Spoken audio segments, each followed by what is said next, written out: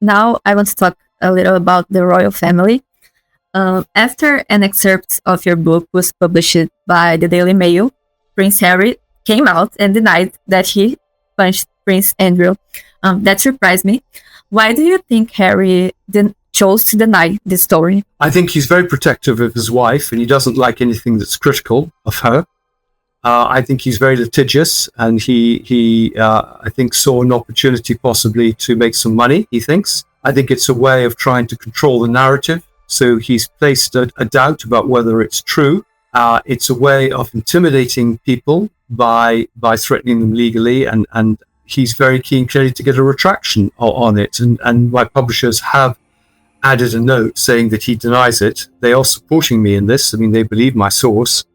So we'll just see if he wants to continue with his action. But we're certainly not backing down. And it'll be interesting to see if it's just an empty threat or he plans to see it through. Yes, it surprised me because I thought it could be, in a way, favorable to him. Because Exactly. There's no case of it being damaging to him. There's nothing defamatory about that. I'm reporting what I heard. And he appears actually out of it in quite a good light. So I don't think he's got a case, and I'd be surprised if he pursued it. But I think it's scare tactics, and that's one of the things that he does. Yes. And what does King Charles think of Andrew? Because the Express has claimed recently that Andrew won the Royal Lodge battle, which means he will still live there. Is this true? And what this mean for King Charles and Andrew's relationship? Where do they stand now? Well, I think there's clearly it's not a very good relationship. I think King Charles feels the optics of a non-working royal living in a royal palace doesn't look very good. I think he's been trying to persuade his younger brother to do the decent thing and move out. But for Andrew, this is all about status, and it's the last thing he has left. He would argue, and I think rightly, that he has paid to restore it. He's lived there for 20 years. And as long as he pays for the upkeep, he's entitled under the lease to stay there.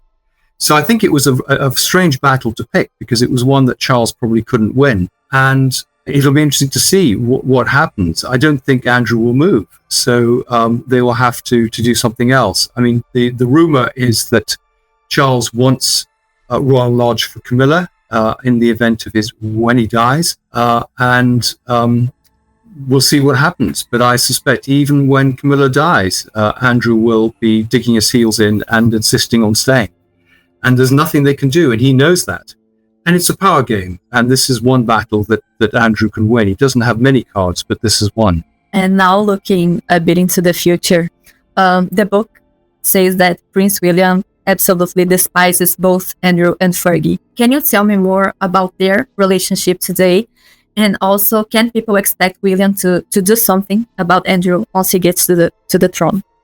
Well, I mean, there have been stories in the papers here in Britain in the last 2 days that there are options, both to King Charles and to William, about actually removing his title of Prince and Duke, removing a lot of the roles, the things he inherited, Councillor of State, etc.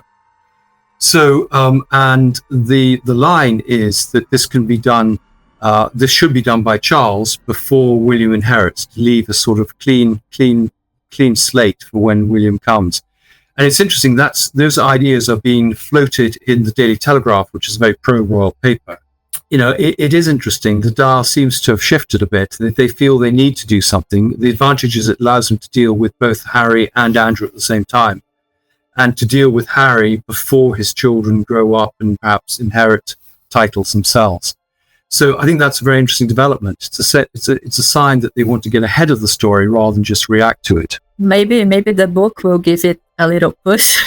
Well, I hope so. I hope it forces people to rethink things and to see another way forward that might be more popular with the public. Because certainly, if you look at the comments at the bottom of articles, they are pretty negative about the royal family. I mean, not just Andrew and Harry.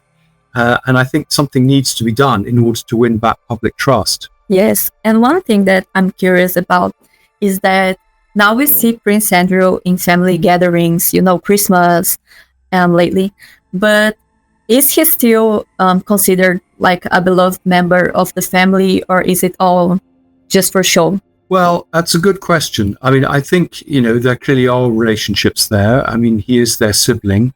I don't think the siblings are particularly close, and clearly there are no parents there. I mean, his children and Charles's children are friendly. So, I mean, that's one link. But certainly, for example, the members of the royal family didn't attend when he has birthday parties and things, and they don't go. When Edward got married, though, Andrew went with the two girls.